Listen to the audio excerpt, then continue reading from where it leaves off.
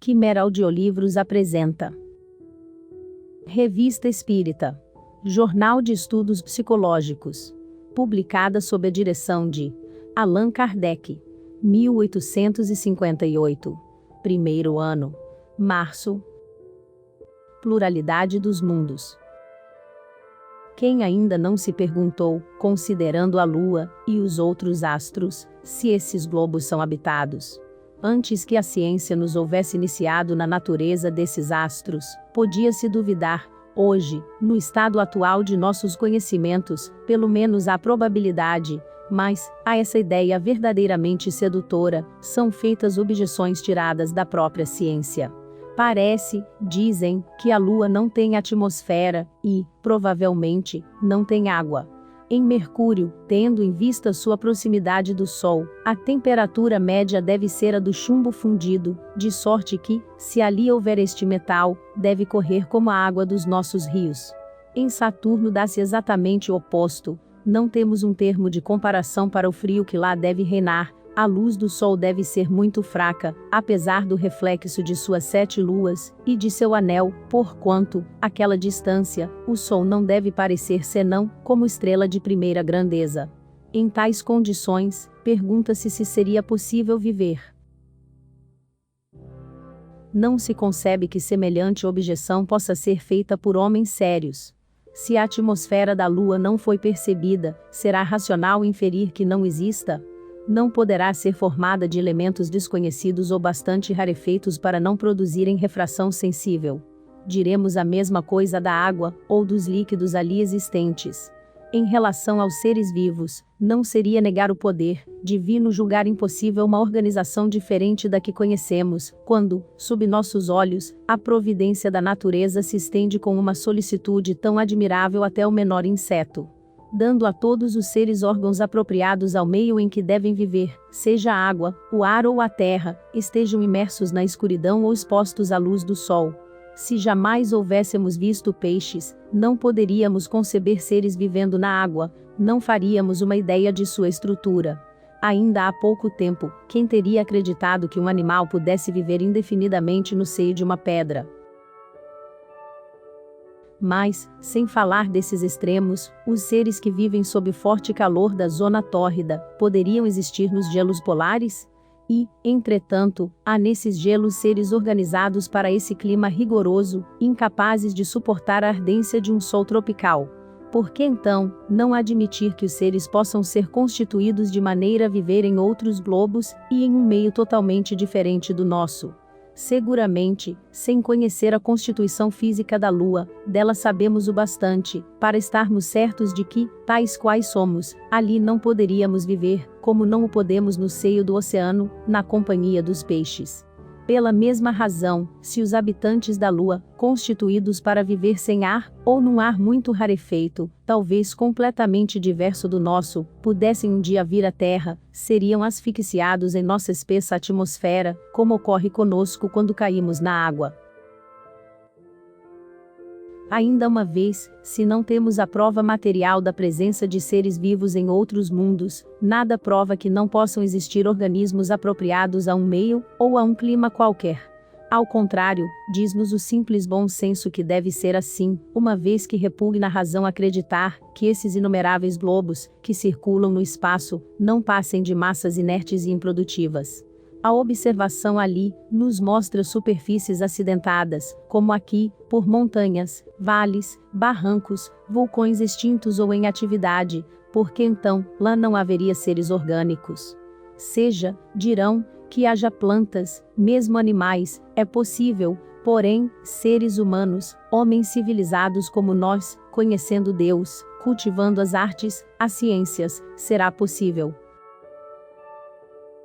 Por certo, nada prova matematicamente que os seres que habitam os outros mundos sejam homens como nós, nem que sejam mais ou menos avançados do que nós, moralmente falando. Mas, quando os selvagens da América viram desembarcar os espanhóis, não tiveram mais dúvidas de que, além dos mares, existia um outro mundo, cultivando artes que lhes eram desconhecidas.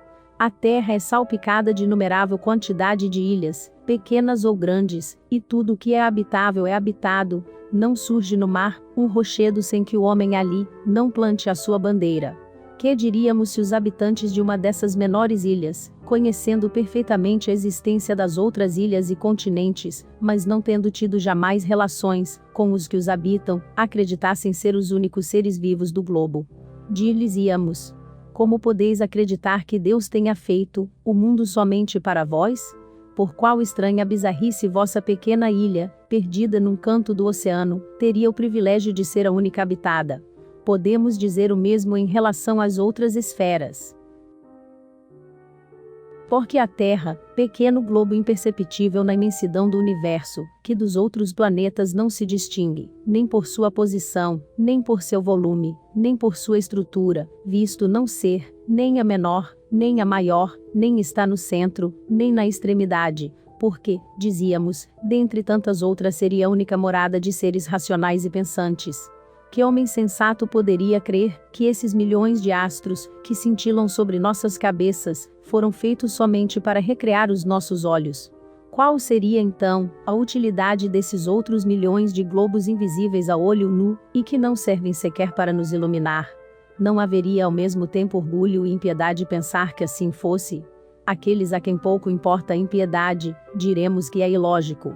Chegamos, pois, por um simples raciocínio, que muitos outros fizeram antes de nós, a concluir pela pluralidade dos mundos, e esse raciocínio é confirmado pelas revelações dos Espíritos.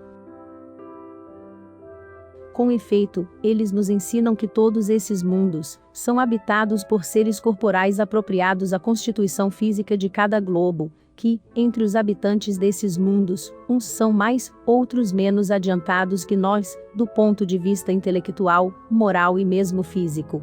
Ainda mais, sabemos hoje que podemos entrar em relação com eles, e obter informações sobre o seu estado. Sabemos, igualmente, que não apenas são habitados todos os globos por seres corpóreos, mas que o espaço é povoado de seres inteligentes, a nós invisíveis por causa do véu material lançado sobre nossa alma, e que revelam sua existência por meios ocultos ou patentes. Assim, tudo é povoado no universo, a vida e a inteligência estão por toda parte. Nos globos sólidos, no ar, nas entranhas da terra, e até nas profundezas etéreas. Haverá nessa doutrina alguma coisa que repugne a razão? Não é, ao mesmo tempo, grandiosa e sublime? Ela nos eleva por nossa própria pequenez, bem ao contrário desse pensamento egoísta e mesquinho, que nos coloca como os únicos seres dignos de ocupar o pensamento de Deus. Júpiter e alguns outros mundos. Antes de entrar em detalhes nas revelações que nos fizeram os espíritos sobre o estado dos diferentes mundos, vejamos a que consequência lógica podemos chegar por nós mesmos, e unicamente pelo raciocínio. Reportando-nos à escala espírita, que demos no número anterior, rogamos às pessoas desejosas de se aprofundarem seriamente nessa nova ciência, que estudem cuidadosamente esse quadro e dele se compenetrem. Aí encontrarão a chave de mais de um mistério. O mundo dos espíritos compõe-se das almas de todos os humanos desta terra, e de outras esferas, despojadas dos liames corporais. Do mesmo modo, todos os humanos são animados por espíritos neles encarnados. Há, pois, solidariedade entre esses dois mundos. Os homens terão as qualidades e as imperfeições dos espíritos aos quais estão unidos. Os espíritos serão mais ou menos bons ou maus, conforme os progressos que hajam feito durante sua existência corporal. Estas poucas palavras resumem toda a doutrina. Como os atos dos homens são o produto de seu livre-arbítrio, carregam a marca da perfeição ou da imperfeição do espírito que os provoca. Ser-nos-á, pois, muito fácil fazer uma ideia do estado moral de um mundo qualquer, conforme a natureza dos espíritos que o habitam. De algum modo, poderíamos descrever sua legislação, traçar o quadro de seus costumes, de seus usos, e de suas relações sociais. Suponhamos então, um globo habitado exclusivamente por espíritos da 9ª classe, por espíritos impuros, e para lá nos transportemos pelo pensamento. Nele veremos todas as paixões liberadas, e sem freio, o estado moral no mais baixo grau de embrutecimento, a vida animal em toda a sua brutalidade. nada de laços sociais, porquanto cada um só vive e age por si, e para satisfazer seus grosseiros apetites. O egoísmo ali reina como soberano absoluto, arrastando no seu cortejo o ódio, a inveja, o ciúme, a cupidez e o assassínio. Passemos agora a uma outra esfera, onde se encontram espíritos de todas as classes da terceira ordem. Espíritos impuros, levianos, pseudo-sábios, neutros. Sabemos que o mal predomina em todas as classes dessa ordem, porém, sem ter o pensamento do bem, o do mal decresce à medida que se afastam da última classe. O egoísmo é sempre o móvel principal das ações, mas os costumes são mais suaves, a inteligência mais desenvolvida, o mal aí está um pouco disfarçado, enfeitado, dissimulado. Essas próprias qualidades dão origem a outro defeito. O orgulho, pois as classes mais elevadas são suficientemente esclarecidas para terem consciência de sua superioridade, mas não o bastante para compreenderem aquilo que lhes falta, daí sua tendência à escravização das classes inferiores, ou das raças mais fracas, que mantém sob o seu jugo. Não possuindo o sentimento do bem, só tem o instinto do eu, pondo a inteligência em proveito da satisfação das paixões. Se numa tal sociedade dominar o elemento impuro, este aniquilará o outro. Caso contrário, os menos maus procurarão destruir seus adversários. Em todos os casos haverá luta sangrenta, de extermínio, porque são dois elementos que têm interesses opostos. Para proteger os bens e as pessoas, serão necessárias leis, mas essas leis serão ditadas pelo interesse pessoal, e não pela justiça. É o forte que as fará, em detrimento do fraco. Suponhamos agora um mundo onde, entre os elementos maus que acabamos de ver, se encontrem alguns da segunda ordem. No meio da perversidade veremos aparecer então algumas virtudes. Se estiverem em minoria, os bons serão vítimas dos maus. Porém, à medida que aumente a sua preponderância, a legislação será mais humana, mais equitativa, e, para todos, a caridade cristã deixa de ser letra morta. Desse mesmo bem nascerá outro vício. A despeito da guerra incessante, que os maus declarem aos bons, não podem evitar que se estimem em seu foro íntimo, percebendo o ascendente da virtude sobre o vício, e não tendo força nem vontade de praticá-la, procuram parodiá-la, tomam-lhe a máscara. Daí os hipócritas, tão numerosos em toda a sociedade, onde a civilização é imperfeita. Continuemos nosso passeio através dos mundos, e paremos neste que nos dará um pouco de repouso do triste espetáculo que acabamos de ver. É habitado somente por espíritos de segunda ordem. Que diferença! O grau de depuração ao qual chegaram, exclui entre eles todo o pensamento do mal, e apenas essa palavra nos dá uma ideia do estado moral dessa terra feliz. A legislação aí é bem simples, porquanto os homens não têm necessidade de defender-se uns contra os outros, ninguém deseja o mal ao próximo, ninguém se apropria do que não lhe pertence, ninguém procura viver em detrimento de seu vizinho. Tudo respira benevolência e amor, os homens não se procuram prejudicar, não há ódio. O egoísmo é desconhecido, e a hipocrisia não teria finalidade. Aí, entretanto, não reina a igualdade absoluta, porquanto tal igualdade supõe uma identidade perfeita no desenvolvimento intelectual e moral. Ora, pela escala espiritual vemos que a segunda ordem compreende vários graus de desenvolvimento. Haverá, pois, desigualdade nesse mundo, porque muitos encarnados serão mais avançados que outros, mas, como entre eles só há o pensamento do bem, os mais elevados não conceberão orgulho nem os outros a inveja. O inferior compreende a ascendência do superior, e a ela se submete, visto ser puramente moral essa ascendência, e ninguém se serve dela para oprimir os outros. As consequências que tiramos desses quadros, embora apresentados de maneira hipotética, não são menos racionais, podendo cada um deduzir o estado social de um mundo qualquer de acordo com a proporção dos elementos morais que o constituem. Já vimos, abstração feita da revelação dos espíritos, que todas as probabilidades apontam para a pluralidade dos mundos. Ora, não é menos racional pensar que nem todos estejam no mesmo grau de perfeição, e que, por isso mesmo, nossas suposições bem possam ser realidades. Não conhecemos, de maneira positiva, senão o nosso mundo. Que posição ocuparia ele nessa hierarquia? A. É preciso considerar o que aqui se passa para ver que está longe de merecer a primeira classe, e estamos convencidos de que, ao ler estas linhas, já se lhe terá marcado a posição. Quando os espíritos afirmam que a Terra, se não está na última classe, está numa das últimas, infelizmente o simples bom senso nos diz que não se enganam. Temos ainda muito a fazer para elevá-la à categoria do mundo, que descrevemos por último, e muita necessidade de que o Cristo nos venha mostrar novamente o caminho. Quanto à aplicação que podemos fazer de nosso raciocínio aos diferentes globos de nosso turbilhão planetário, só temos o ensino dos espíritos. Ora, para os que só admitem provas palpáveis, é positivo que sua assertiva, a esse respeito, não tenha a certeza da experimentação direta. Entretanto, diariamente não aceitamos, confiantes, as descrições que os viajantes nos fazem de países que jamais vimos. Se só devêssemos crer no que vemos, creríamos em pouca coisa. O que aqui dá certo valor ao que dizem os espíritos é a correlação existente entre eles, pelo menos quanto aos pontos principais.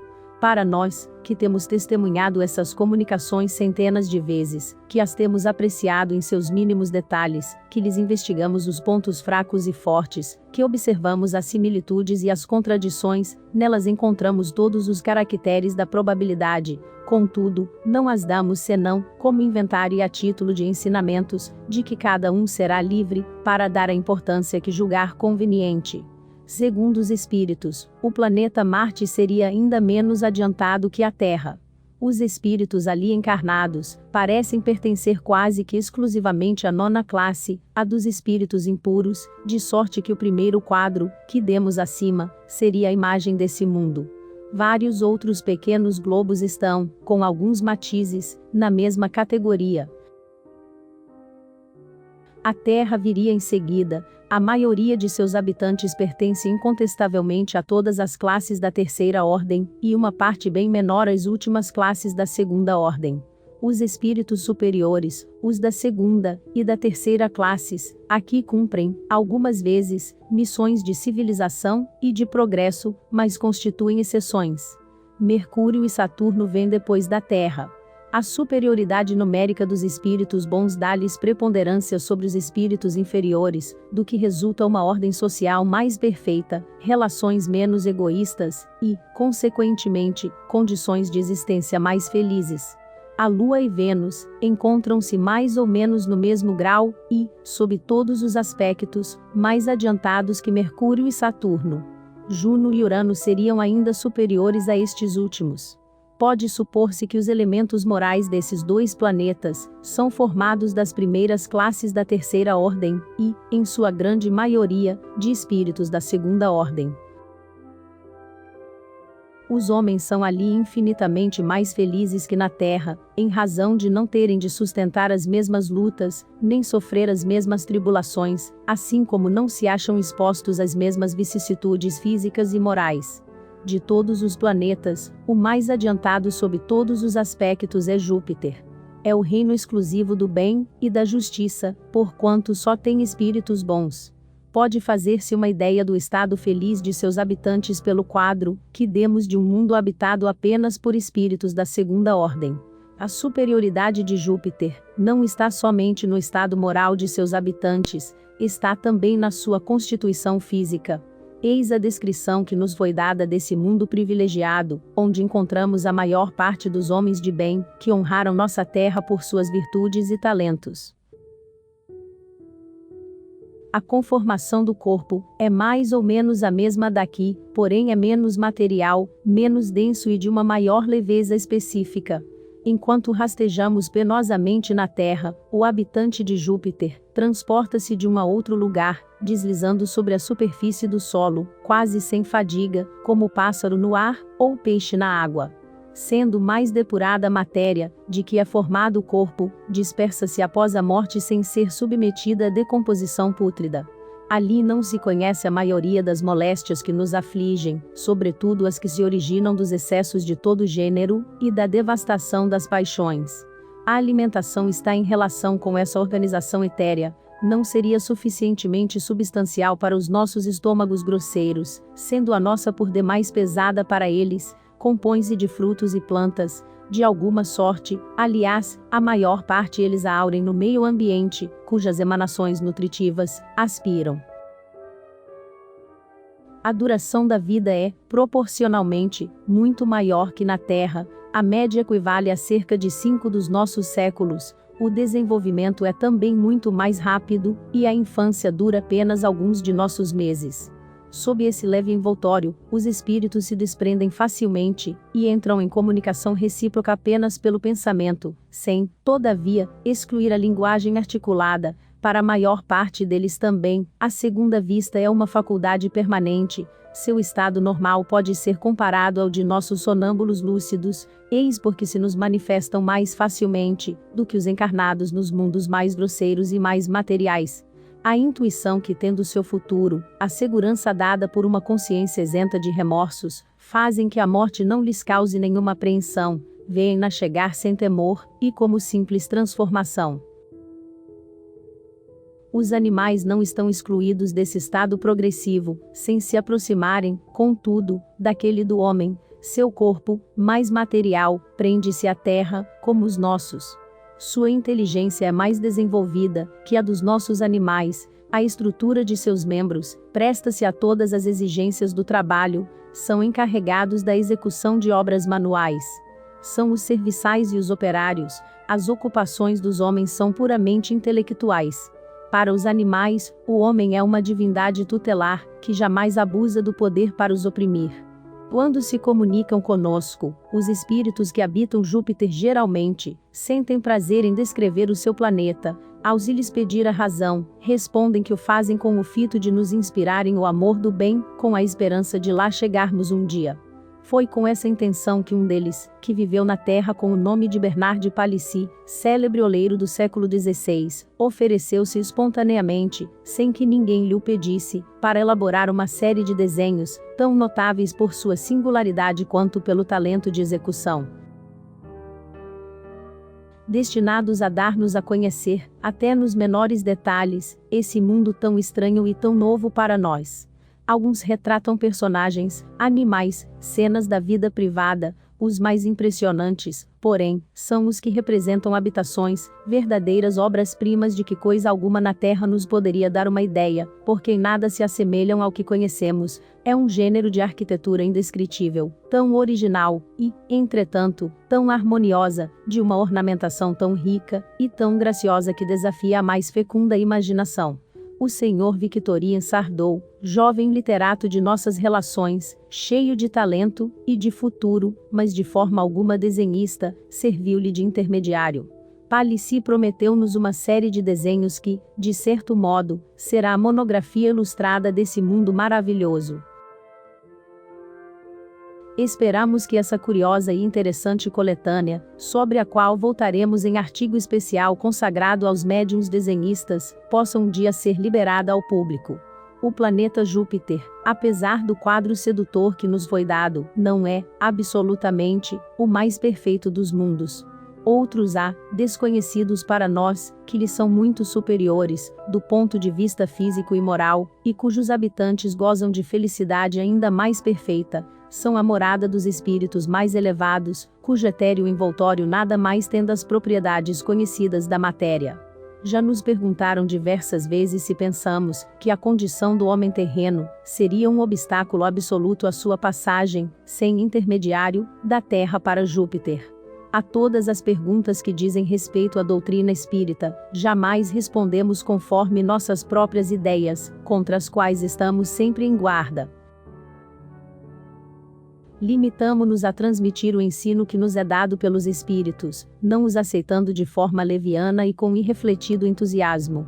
A pergunta acima respondemos claramente, porque tal é o sentido formal de nossas instruções e o resultado de nossas próprias observações.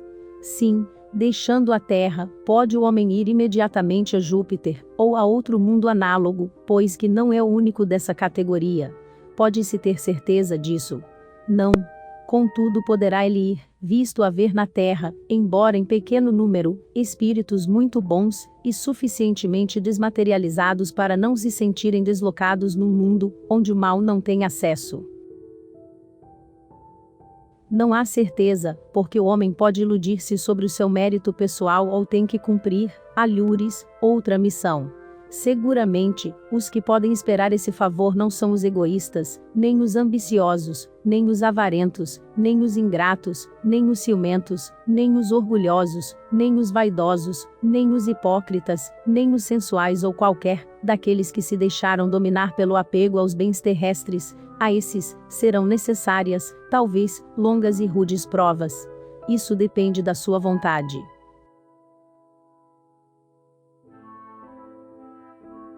Os melhores audiolivros para o estudo do Espiritismo, outras obras do Espiritismo, bem como audiobook de estudo espírita, para estudar Espiritismo.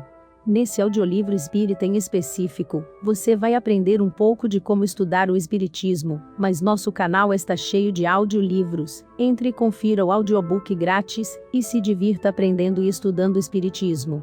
Quimera Audiolivros, o melhor lugar para encontrar o seu audiolivro grátis.